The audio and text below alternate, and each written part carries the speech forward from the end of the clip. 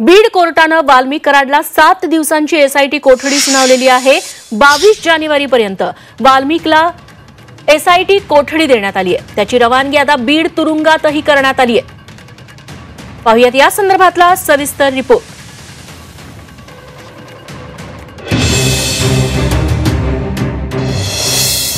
संतोष देशमुखांच्या हत्येच्या कटात वाल्मिक। हत्येआधी कराडनं देशमुखांना धमकी दिली।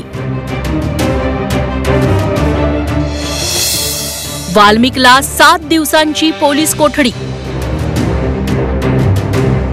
परळीचा बेताज बादशहा वाल्मिक कराड समोर अडचणींचा डोंगर उभा राहिलाय। वाल्मिक कराडचा बीड कोर्टातून एसआयटीनं ताबा घेतला। मकोका लागल्यानं पुढचे काही महिने वाल्मिक कराड एसआयटी कोठडीतच राहणार हे आता निश्चित झालंय। त्यातच वाल्मिक कराडचा संतोष देशमुखांच्या खुनात सहभाग असल्याचा दावा एसआयटीनं कोर्टात केलाय। एसआयटीच्या दाव्यानुसार वाल्मिक कराडनं संतोष देशमुखांच्या अपहरणाआधी त्यांना जीवे मारण्याची धमकी दिली होती। त्या कॉलचा तपशीलही कोर्टात सादर करण्यात आलाय। त्यामुळे वाल्मिक कराडचा खून प्रकरणातील सहभाग अधोरेखित झालाय।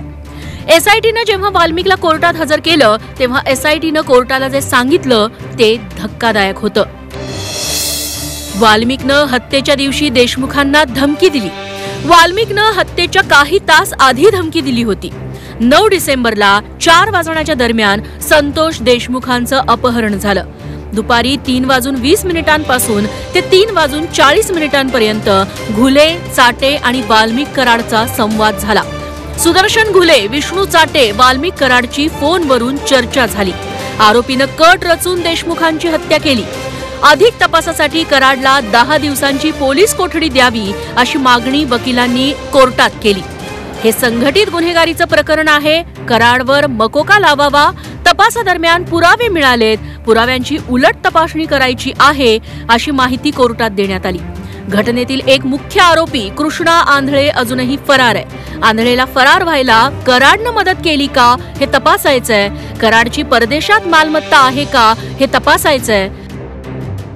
एसआयटीच्या या दाव्यावर वाल्मिकच्या वकिलांनीही युक्तिवाद केला।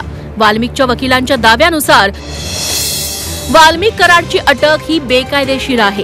कुठल्याही आरोपीनं कराडचं नाव घेतलं नाही असं सांगण्याचा प्रयत्न वाल्मिकच्या वकिलांनी केला।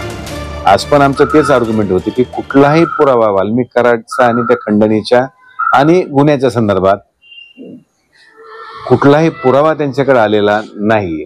फक्त यांना का अटक केली याचे कारण काय दिलेले नाहीत आणि ह्या संदर्भात तपास चालू आहे। तपास झाल्यानंतर बघूया 22 तारखेला काय तसं। सरकारी वकिलांनी वाल्मिकच्या वकिलांचा युक्तिवाद खोडून काढला।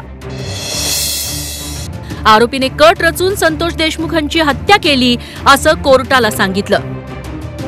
वाल्मिक कराडच्या अटकेवर सुरेश धस यांनीही त्यांच्या शैलीत टीका केली आहे। आकाची पाळमुळं खणली पाहिजेत अशी मागणी सुरेश धस यांनी केली आहे। एवढं झालं म्हणजे संपलंय का? आणखी बरेच फोकस आहे। उज्ज्वल निकम यांची नियुक्ती आहे। त्याच्यानंतर हे केस व्यवस्थित हे करतायत का ते पाहणं गरजेचं आहे। आणखी याच्या पुढं आकापर्यंत सापडलं, आकाच्या पुढं आणखी कडी काय सापडते का? आगंतुक मुळं आणखी किती सापडतायत? हे एकच सोटमूळ ताब्यात आलेलं आहे, आगंतुक मुळं अजून बाकी आहेत ना। संतोष देशमुखांचा खून करणारी टोळी तुरुंगात सडली पाहिजे असं मत मनोज जरांगे पाटलांनी मांडलंय। वाल्मिक कराडला एसआयटी कोठडीत पाठवल्यानंतर आता पुन्हा वाल्मिकवर प्रश्नांचा भडीमार होणार आहे। आता तपासाचा रोग हा संतोष देशमुखांच्या हत्येसंदर्भात असणार आहे। त्यामुळे वाल्मिक कराड आता संतोष देशमुख खून प्रकरणात अडकणार हे निश्चित झालंय। ज्ञानेश्वर पतंगेसह ब्युरो रिपोर्ट झी 24 तास बीड।